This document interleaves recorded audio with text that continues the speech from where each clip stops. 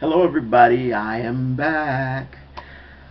I had been doing haves and the have-nots reviews, but I watch the show on demand, and sometimes the episodes aren't put up there right away, so I got behind, and I would not be able to watch an episode right away. And by the time I was able to watch it, it was time for the next new episode. So I felt it was pointless to do the review for the previous episode when the next episode was like coming up. So I fell off doing that, and but I'm gonna pick the show up again. And at the beginning of the year when the new season starts, a lot of good stuff happened on there last season, and I think this next season is gonna be really good. In the meantime, I'm gonna start doing reviews of the Oval. Um, um, for the new episode this week, I'm gonna try to get my review up right after the show airs. Depending on how sleepy I am, I might get it up the next morning. We'll see. But let me just do a quick recap of what's happened on the Oval so far. The first couple on here, Hunter and Victoria, they're just a mess. They got into a knockdown, drag out fight in the first episode. He's cheating on her. He had a lady in the White House just carrying on, and it was like the scene was like, wow, they really gave the Oval Office a show. Probably need some Lysol spray in there and some Clorox wipes and all of that, because that's not what the Oval Office is for. But I wonder how many real presidents have used the Oval Office for that purpose. Yeah, I don't want to think about that. Anyway, so and their children are. Well, yeah, I'm doing a review. Okay, I just want to put Okay. Sorry. So, the children, what's their names? Gail and Jason, they're nightmare spawn. First off, Gail, she tries to seduce the butler's son, and he doesn't want anything to do with her. She's trying to undo his pants, and he pushes her away. She falls back and hits her head and gets knocked unconscious. She comes to and says that he raped her.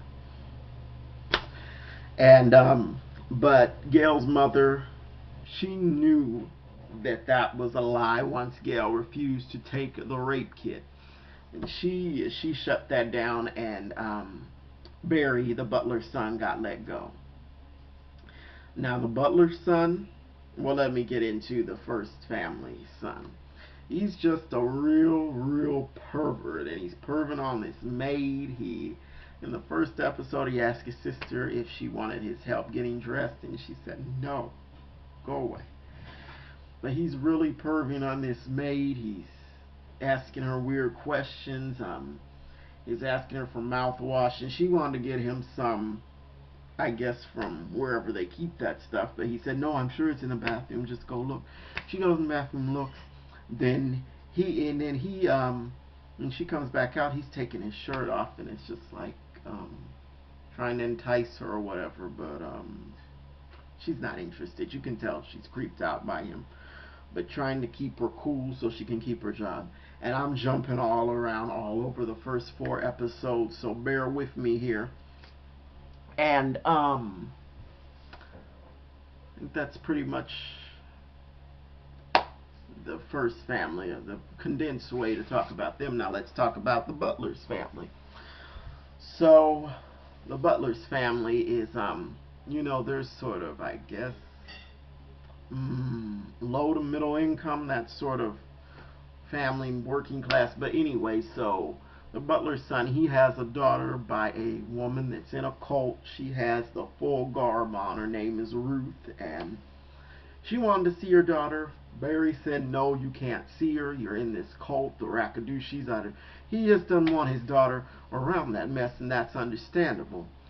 So his mother, Nancy, and sometimes mothers and grandmothers, they can be a little bit more understanding, compassionate. So in the first episode, she said, okay, Ruth, you can come in. And Barry wasn't there at the time. And Nancy told her she could come in and see the child. So they have a visit. And then Ruth does not want to let the girl go. And the child wanted to see her mother, but when she grabbed a hold of her, the girl's like, no, wait a minute, this is not what I was trying to sign up for, Mom. Let me go. So Ruth says something in some weird language. I don't know if it was an African language or something. I couldn't quite pick up what it was, or but it was some kind of foreign language. And here come her cult members into the room. They grab Nancy, hold her back, kidnap the child. Now Nancy tried to fight back, but to no avail. They got that child out of there, and Nancy was outnumbered, so there was no way she was going to stop that from going down, unfortunately. Now, Barry obviously is very angry. He went to his cousin to try to get some information, and his cousin just so happens to be Gail's boyfriend, who she wanted to bring to the inaugural ball, but Victoria did not want her to bring him there. So sort of there's an entanglement here between the families.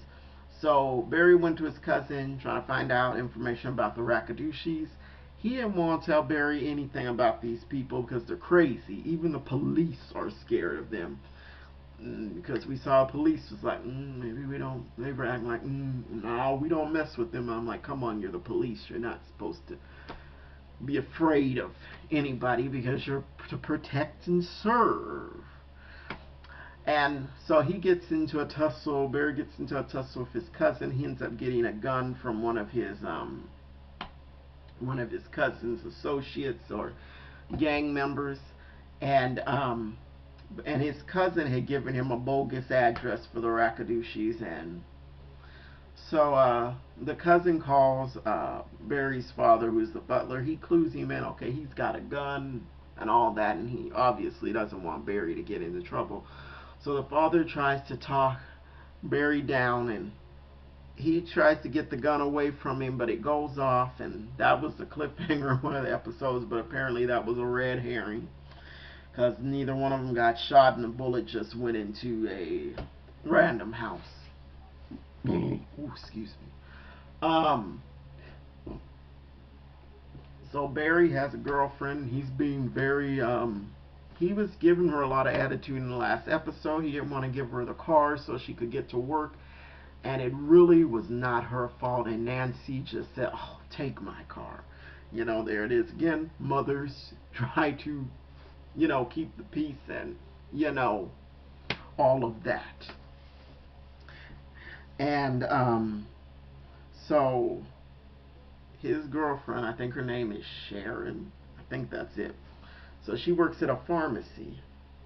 And she has an associate there who obviously likes her. So, and he played in The Pains as the abusive boyfriend. Now this guy, he obviously likes Sharon, and something may have been going on between them before, but I think Barry might have a competitor, and it's not going to help his case any that he's being so sharp with Sharon. And Nancy at the police station, she told him, don't take it out on her.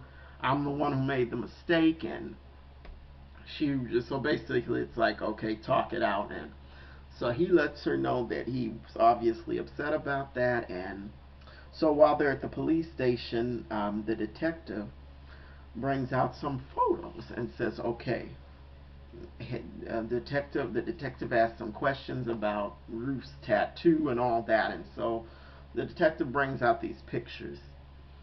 Ruth is dead. Face all beat up and cut up and whatever and all of that. And so Barry's like, where's my daughter? Police are like, So, you know, on television shows, a lot of television shows, they make the police department so clueless and like, well, we don't know what to do. And I'm like, it's kind of a stereotypical trope. And so finally, let's talk about the chief of staff, Donald, and his wife, Lily. So in the first episode, Lily, she was on the plane. Her plane ended up getting grounded, and Donald was rude to her because she wasn't going to be able to make the inaugural ball, as if that was her fault, like she controls the flights and when they are grounded. So this guy on the plane, he starts talking to her. He's being very forward, and long story short, they have a tryst in the bathroom. And when they get back on the plane, he's being real aggressive, so much to the point where Lily wants to move her seat. And you can't really blame her for that because the guy's creepy. So she gets home, and this guy is in her house. And she ends up having to shoot him, and just as she shot him, Donald arrives home. And he covers the whole thing up because he's got Secret Service stuff going on. He's got that at his disposal. And Lily's concerned about the guy. Well, I shot a man. What happened to him? What happened to him? Donald's like, you don't need to worry about that. We took care of that. And so there's this one Secret Service agent that is hanging around downstairs outside of Donald's house. Or was he in the house? I think he was inside the house. I think. I'm sorry if I can't remember. And this guy's creepy. And he goes to touch Donald. Donald jerks back from him. Not as if this was a surprise advance. It was a kind of jerk away that somebody does from someone they've been involved with previously, but they cut that off. So it's very obvious what was happening here, because Kyle, the creepy Secret Service agent, he doesn't want to go away. Even though Donald's telling him, go away, go away. He tells him he's going to be reassigned after he was saying, I want to drive you to work and all of that. And so this guy, he knows where the guy that Lily shot is. So he goes over there, and he's just doing the most. Kyle kisses the guy on the lips. He grabs his package. He hits his butt. He does all sorts of stuff. And he unhandcuffs him. And it appears that he sent this guy to snoop around in Donald's house. And I don't think Kyle is aware that the guy slept with Lily, but I'm sure that Kyle's going to try to use that to his advantage. And Kyle reminds me of Justin from the Haves and the Have-Nots, except I think so far he's kept his cool a little bit better than Justin has. So that's pretty much what happened. On some little things that I forgot to put out or talk about were how Gail treats Priscilla, the head of the staff in the White House. She corrects her grammar and all of that, and she treats her like a white person would treat a black person. Now, granted, Gail is biracial, so she's half white, but that still is, she acts like she's just like this white person that can talk down to black people, and I'm like, Gail, you're half black. You got no room to talk down to anybody. Not that anybody of any race should talk down to anybody and be condescending to them, but, you know, Gail was just acting like, well, I'm this white woman and I can talk down to you if I want to. So Priscilla had caught her taking nude selfies, and she got mad because she came in her room. Priscilla had come in there to check on her at the request of Victoria. And Priscilla, after they bantered back and forth, and Gail had thrown a pillow at her,